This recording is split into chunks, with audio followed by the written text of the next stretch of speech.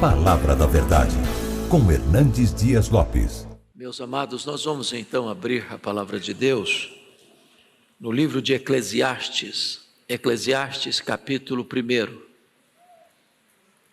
E faremos a leitura do verso 1 ao verso 11. Eclesiastes, capítulo 1, versos de 1 a 11.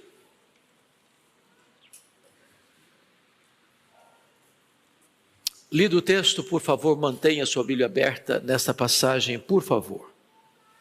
Está escrito assim: palavra do pregador, filho de Davi, rei de Jerusalém.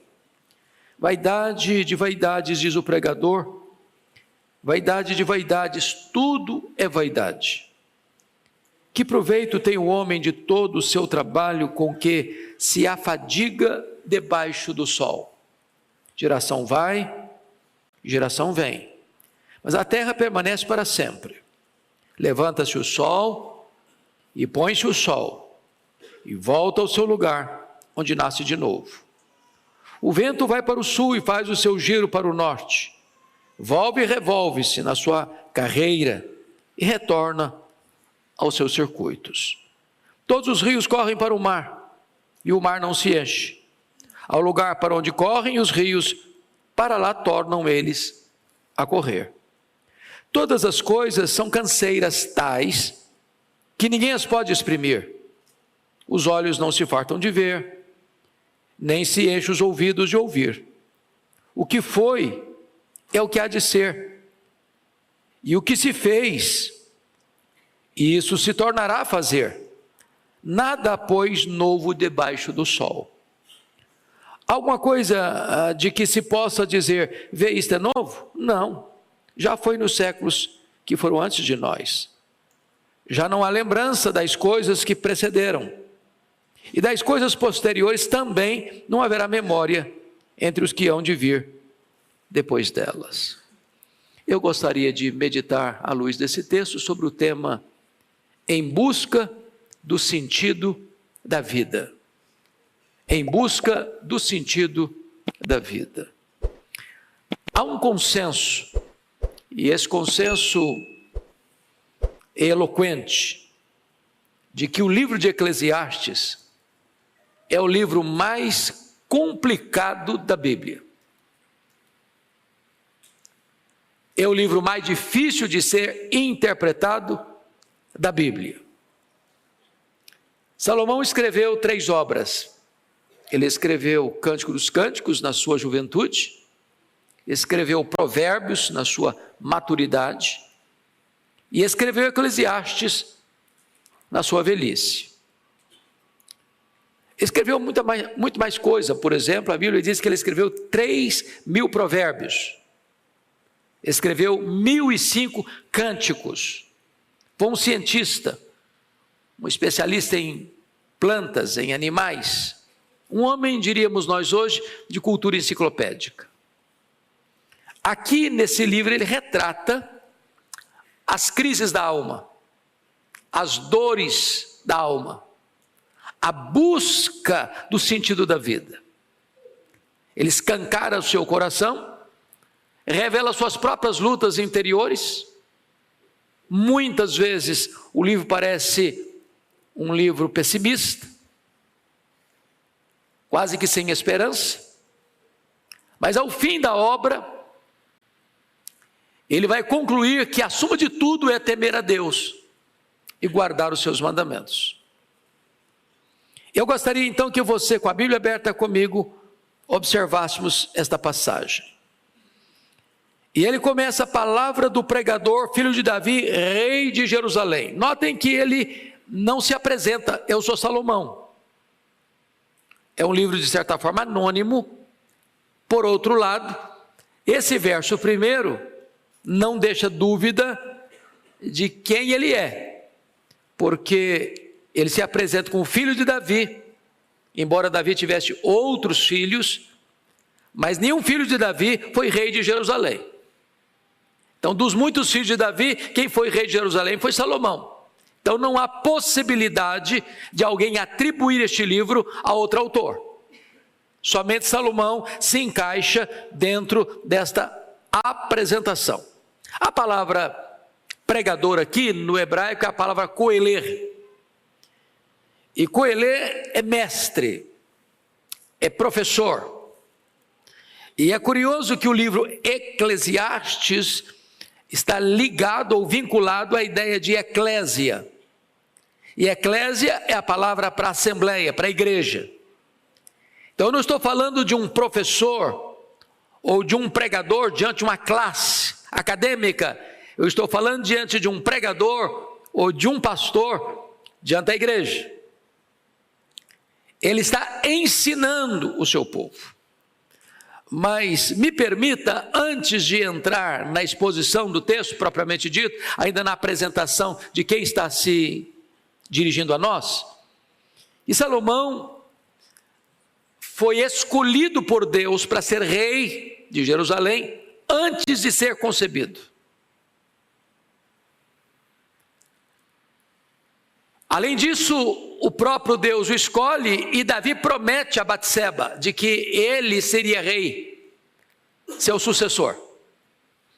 Vocês bem lembram do fato que, quando Davi já estava velho, doente, acamado, com um problema de hipotermia, um dos seus filhos, Adonias, resolve conspirar, usurpar o trono e se autodeclarar rei.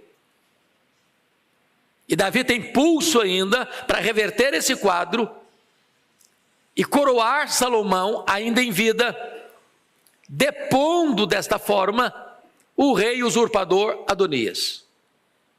Salomão começa o seu reinado, reina 40 anos, e no começo ele tem a oportunidade dada por Deus de pedir o que quisesse.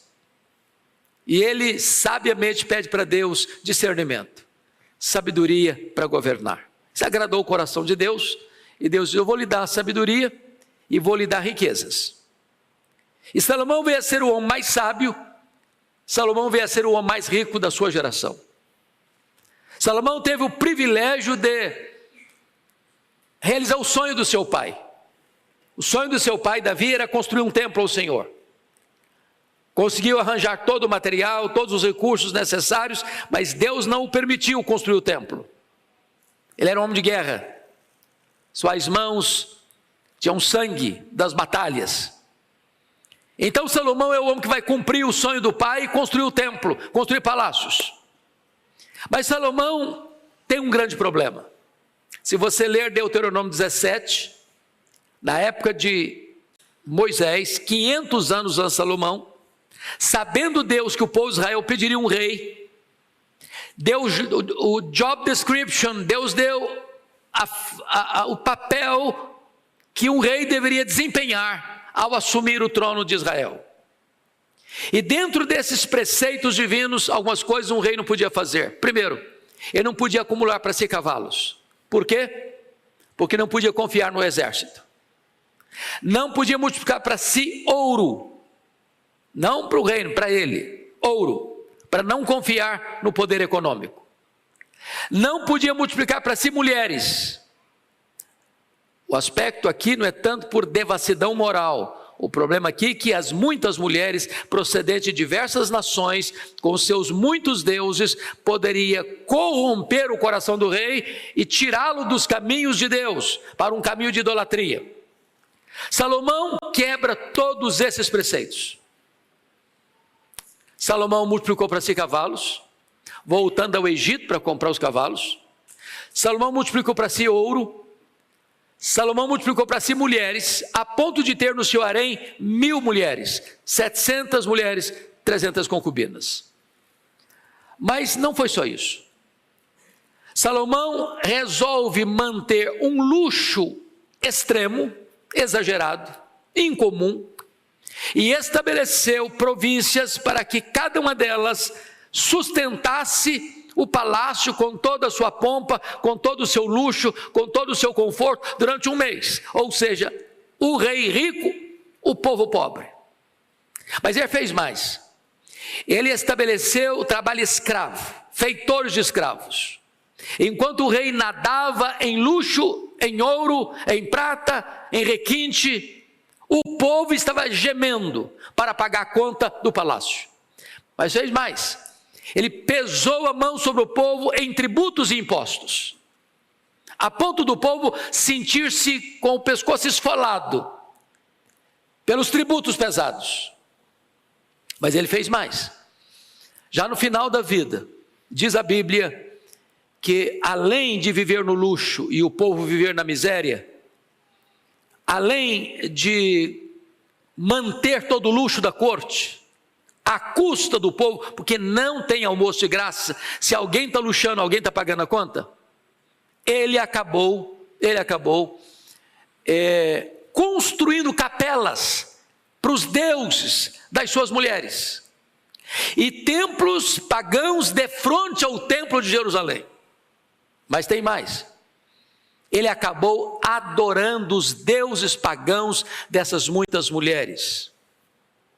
Mas tem mais, quando a Bíblia retrata o desgosto de Deus com essa postura dele, dizendo que ia entregar o reino dele nas mãos de outro, e Deus deu o CPF da pessoa, vai ser Jeroboão, que era um feitor de escravo de Salomão.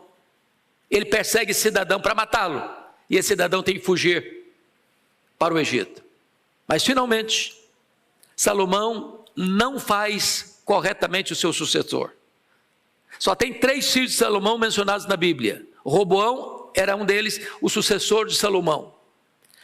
Começou a governar com 41 anos, portanto o menino nasceu 1 ano antes do pai assumir o governo. Ou seja, o menino cresceu no luxo, cresceu no palácio, com seus coleguinhas, acostumado com luxo.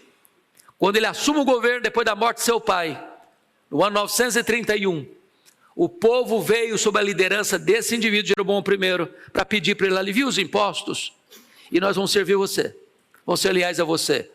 Ele insensatamente disse: não, o meu dedo mínimo vai ser mais grosso do que o braço do meu pai, eu vou castigar vocês ainda mais, vou pesar ainda mais a mão. E das 12 tribos, então 10 delas seguem a liderança cismática de Jeroboão I, e ficando apenas as 2 tribos, Benjamim e Judá, sob a dinastia de Davi. Nós estamos falando de um homem, portanto, que teve esses desvios, essas quedas, esses deslizes. E o livro de Eclesiastes, de certa forma, retrata toda essa angústia da alma desse homem que se desvia de Deus por tanto tempo, e só vai se voltar para o Senhor no final da sua vida. E possivelmente, e eu entendo assim, que o livro de Eclesiastes é um livro testemunhal.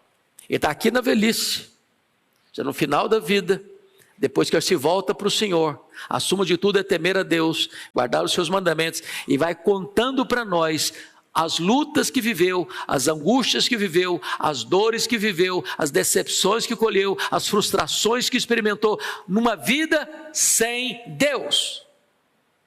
Então, com esse pano de fundo, vamos continuar a leitura do texto que nós lemos. Versículo 2. Veja você comigo o conceito secularista da vida. Leia o verso 2 comigo, por favor, vamos juntos. Vaidade de vaidades, diz o pregador, vaidade de vaidades, tudo é vaidade. Ele está olhando para a vida apenas no ponto horizontal, apenas numa linguagem humana, terrena, temporal. Ele não coloca Deus nessa avaliação. Ele está olhando para a vida debaixo do sol, numa perspectiva puramente humana, e ele vai reduzir tudo o quê? A vaidade. Quando ele diz vaidade, vaidade, isso é ênfase no hebraico, cântico dos cânticos, né? ênfase. Então é isso que ele está falando. E a palavra vaidade, rebel no hebraico, é sopro, é vento, é vapor, é vaidade. Ou seja, os projetos humanos fora de Deus são castelo de nuvens diante de uma tempestade de vento. É menos do que castelos de areia, é castelos de nuvens, não tem consistência. O homem bota a mão e ele tenta palpar e não encontra sentido na vida, no dinheiro, no sucesso, na fama, nos prazeres, nas conquistas. Tudo isso não dá sentido para ele viver. Agora notem, ele vai colocar ainda um conceito secularista do trabalho. Leia o verso 3 comigo, todos nós. Que proveito tem o homem de todo o seu trabalho, com que se afadiga debaixo do sol? Então, veja bem, debaixo do sol. Ele está dizendo que trabalho produz o quê? Fadiga. Aliás, é consequência do pecado. Deus diz para Adão, olha, do suor do teu rosto, comerás o teu pão. Vai ter fadiga. A terra vai produzir cardos, abrolhos, espinhos. Você vai ganhar o pão, mas com muita luta, com muita fadiga. Agora a pergunta é, que proveito? Que proveito? Isso é um termo comercial, a palavra proveito aí. A vida não paga dividendos. O que ele está querendo dizer com isso, irmãos? É que o homem trabalha, economiza, junta um dinheirinho, compra uma casa, compra um carrinho, se tiver mais um pouquinho de dinheiro, compra uma casa melhor, e se tiver mais dinheiro, compra mais 2 casas, mais 3 casas, compra uma fazenda, compra um avião, compra um iate, compra isso, compra aquilo, e compra aquilo outro, compra aquilo outro. Ele não consegue usufruir tudo, e no dia que ele morrer, quanto ele vai levar disso? Nada. Trabalhou. Sabe quem vai usufruir? Quem não ralou. Quem não ralou. Já perceberam isso? Filhos criados em berço de ouro, via de regra não pegam no pesado? Quem trabalhou foram os avós, quem trabalhou foram os pais. Ele vai usufruir. Não custou nada para ele, ele não sabe quanto custou mesmo, não sabe quanto custa mesmo, e ele vai gastar e vai gastar. Aí Salomão está dizendo o seguinte, olha, é vaidade, porque eu me empenhei, eu ralei, eu esforcei, e daí? O que surgiu? O que sobrou? Sobrou nada. Sobrou um caixão de cedro, e mais nada. E mais nada, na perspectiva humana, debaixo do sol. Isso me lembra de um banqueiro brasileiro, riquíssimo, que morreu na pandemia, a Covid-19. E a filha, chorando no funeral, disse uma frase lapidar. O mais terrível de tudo, meu pai, sendo um homem bilionário, morreu por falta daquilo que é de graça, o ar nos seus pulmões. O que o homem leva? Nada. Bom, mas agora ele vai fazer uma outra análise da mesmice das gerações andando em círculo. Olha o verso 4 comigo, leia o 4, toda a igreja. Geração vai, geração vem, mas a terra permanece para sempre. Então para com geração vai, geração vem. Geração lá do Egito, dos faraós, geração da Síria, do Sargão II, do Senaqueribe, geração lá da Babilônia, do Nabucodonosor, a geração lá da Pérsia, do Dario o Grande, a geração dos gregos com Alexandre, geração dos imperadores romanos, dos Césares, as gerações vão passando, geração em geração, mas o que está acontecendo? As mesmas lutas, os mesmos problemas, as mesmas angústias, os mesmos dramas, os mesmos pecados, os mesmos anseios, as mesmas guerras. Nós estamos estudando aqui na Escola Dominical, livro de Amós.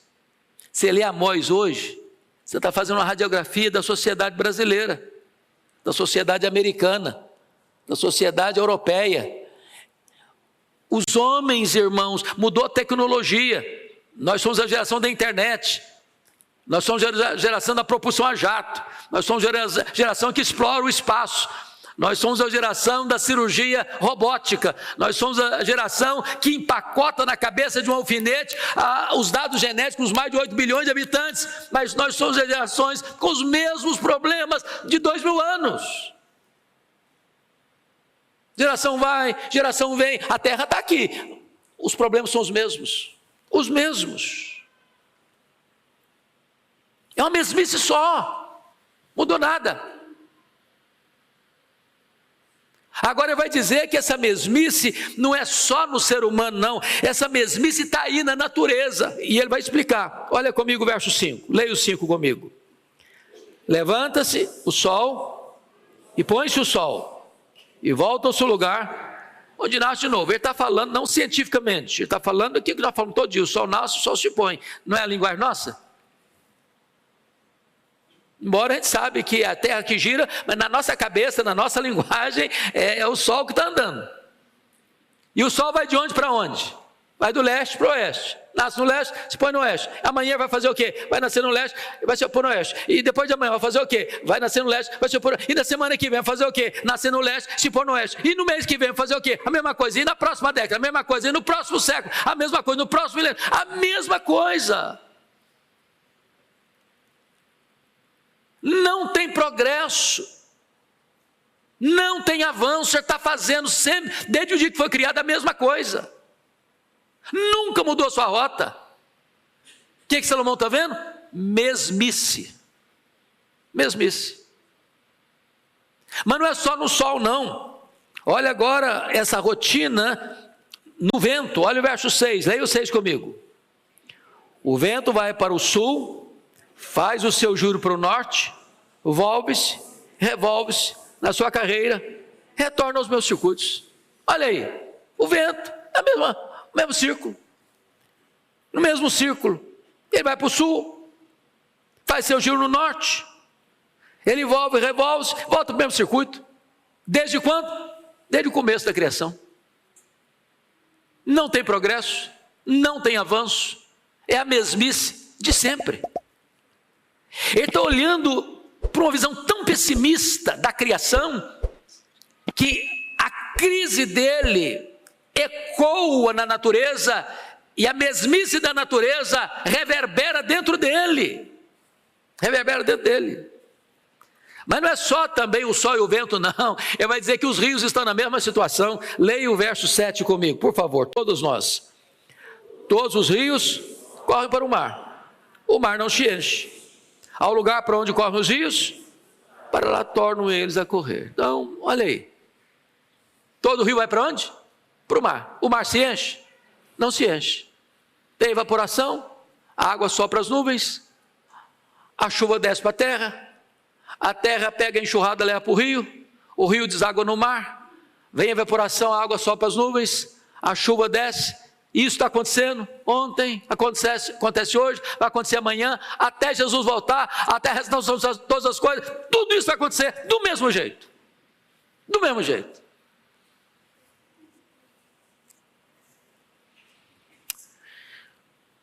Se nós tirarmos Deus da criação, da natureza, você entra em pânico. Porque a mesmice é crônica. O que nós cremos, e nós acreditamos e pregamos e confessamos, é que o nosso Deus intervém. Ele intervém no sol e manda o sol parar, o sol para. Ele intervém e dá uma ordem às estrelas, elas aparecem. Ele intervém e faz o mar abrir, o mar abre. Ele intervém e faz chover ou faz cessar a chuva e ele faz a coisa acontecer. Agora, se você tira Deus da natureza, da história, você entra em pânico. Parece que a vida perdeu o sentido. É uma mesmice crônica. Mas notem agora que essa procura pelo ser prossegue em Salomão numa insatisfação absoluta. Nada consegue satisfazer a vida dele. Olha o versículo 8 comigo e leia comigo o verso 8. Todos nós.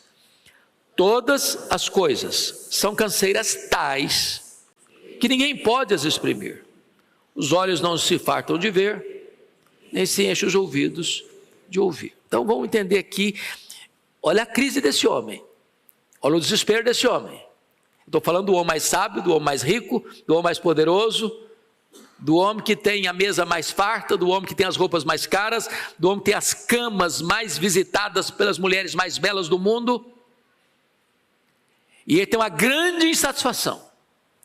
E ele está dizendo para nós aqui que todas as coisas, não algumas coisas, todas as coisas são canseiras tais, que não dá nem para descrever. E ele começa a detalhar a insatisfação dos olhos. Nós olhamos e voltamos a olhar. E nunca nos fartamos de ver.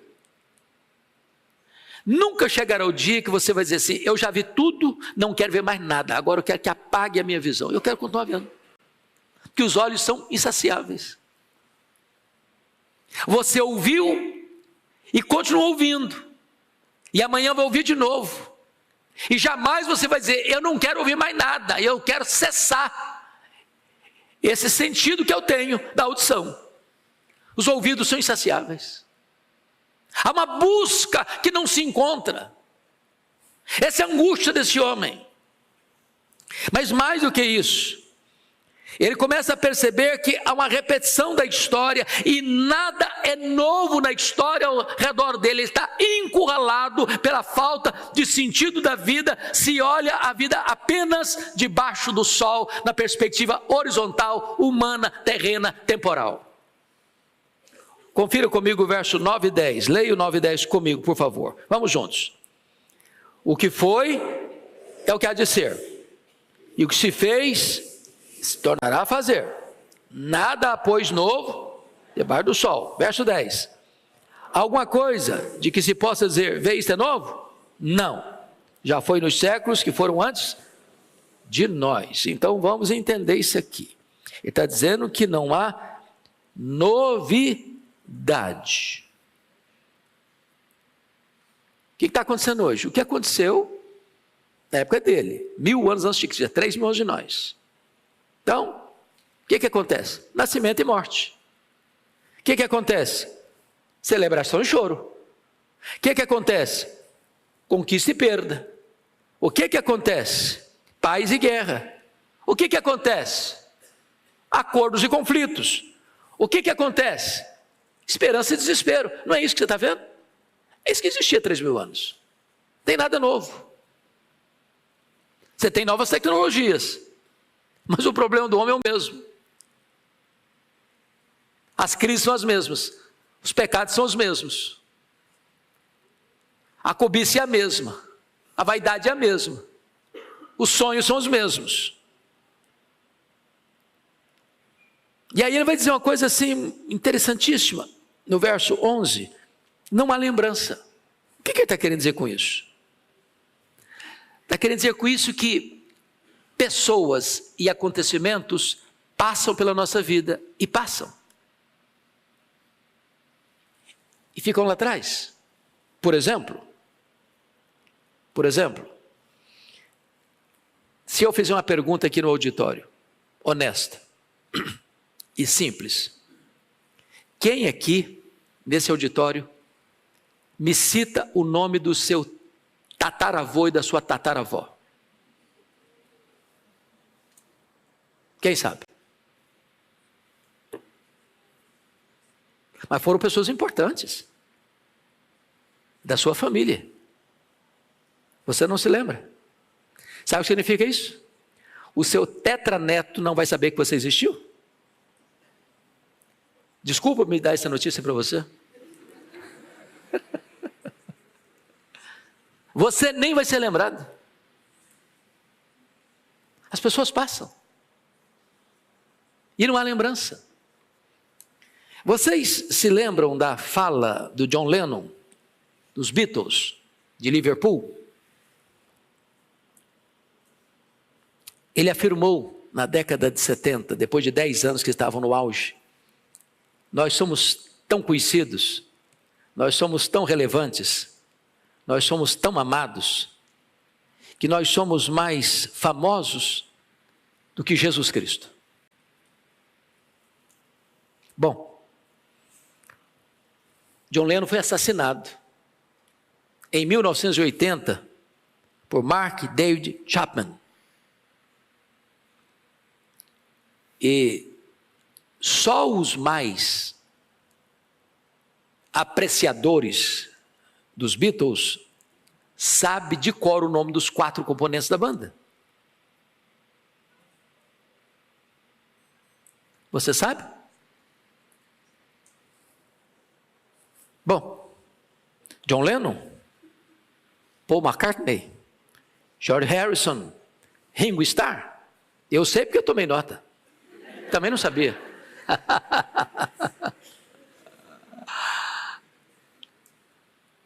Percebe isso? Sinto muito dizer que sua fama dura uma geração, duas. Na quarta ninguém vai lembrar mais. Ele está desesperado com essa realidade. Bom, me permita agora fazer uma aplicação. Se eu parasse aqui, falei, puxa vida, então é desesperador, não? Você, numa segunda-feira, sair de casa, pegar o trânsito de São Paulo, nem ter passado em casa para tomar uma sopinha de feijão,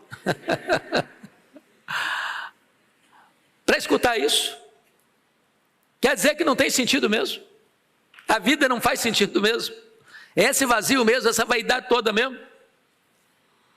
E eu quero dizer para você que o segredo para interpretar esse texto está no versículo 3.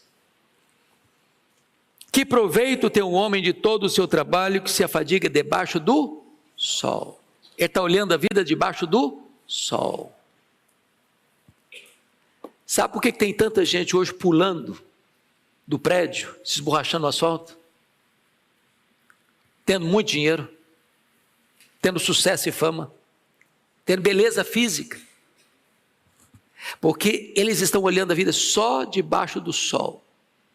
E olhar a vida só debaixo do sol não traz esperança.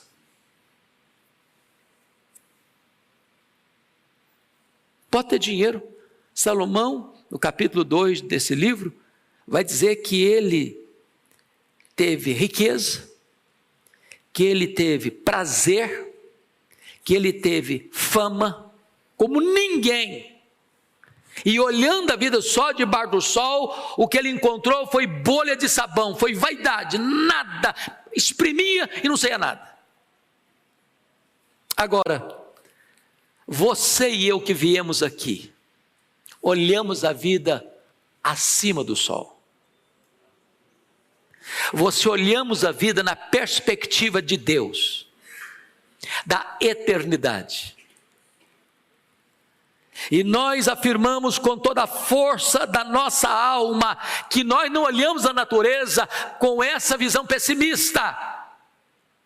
O Salmo 19 diz que o sol agora percorre como um noivo, com a sua beleza, com o seu garbo, com o seu encanto, e você olha para o sol e não adora o sol, você olha para o sol e glorifica o Criador do sol, porque ele traz vida, calor, saúde, esperança. Agora você olha o amanhecer não como um ciclo da natureza que se repete, se repete, se repete. Você olha para amanhã e diz: as misericórdias de Deus se renovaram sobre mim a cada manhã. Você começa o dia entusiasmado, a vida faz sentido. Você agora olha para a vida, e a vida não é uma bolha de sabão, não é um vapor. Agora a vida tem sentido. Você diz: para mim o viver é Cristo, porque Jesus veio para me dar vida, de vida em abundância, e eu agora tenho nele vida eterna. Eu celebro a vida, eu desfruto da vida, eu estou encantado com a vida. A vida é um dom de Deus, a vida é um presente de Deus. Eu quero cuidar do meu corpo, eu quero cuidar da minha mente, eu quero cuidar das minhas emoções, eu quero cuidar da minha alma, porque toda a minha vida foi projeto de Deus, é obra de Deus, para a glória de Deus, e a minha vida vai ser colocada no altar de Deus, para viver na vontade dEle, para a glória dEle. Faz sentido viver. Você olha para o trabalho, não é esse enfado todo nada, não é mesmo. Você acha o seguinte: trabalhar é uma bênção, trabalhar é uma bênção. Levantar de manhã para ir para o trabalho não é aquela canseira que fala: puxa, vem mais um dia, uma outra. Não, você vai com prazer, porque o seu trabalho abençoa outras pessoas, porque o seu trabalho constrói futuro. O seu trabalho é resultado, daí você tira o seu sustento, o seu pão, e você sustenta a sua família, e você estende a mão ao necessitado, e você contribui para a obra missionária, e você vai dizer assim: no Senhor o meu trabalho não é vão. Tudo faz sentido, tudo faz sentido. Agora, não é a mesmice não, tem um novo coração, tem uma nova mente, tem uma nova vida, tem uma nova aliança, tem um novo céu, uma nova terra. Tudo se faz novo. E você encontra então o sabor da vida, o privilégio da vida. Porque você não está olhando a vida só debaixo do sol, você está olhando a vida acima do sol e contemplando aquele que é a razão da existência do próprio universo. Em busca de sentido da vida. Não encontra esse sentido nas coisas. Você encontra o sentido da vida no Deus Criador de todas as coisas. Eu quero concluir dizendo que eu estava de férias, certa feita, e quando posso, eu gosto muito de caminhar na praia. Esse é o meu hobby principal nas férias. Levantar de madrugadinha para ver o sol nascer, caminhando na areia. E percebi que quando eu saía para a caminhada, tinha uma moça que ficava no pátio do hotel, como que numa espécie de yoga, com as pernas cruzadas, olhando para o céu.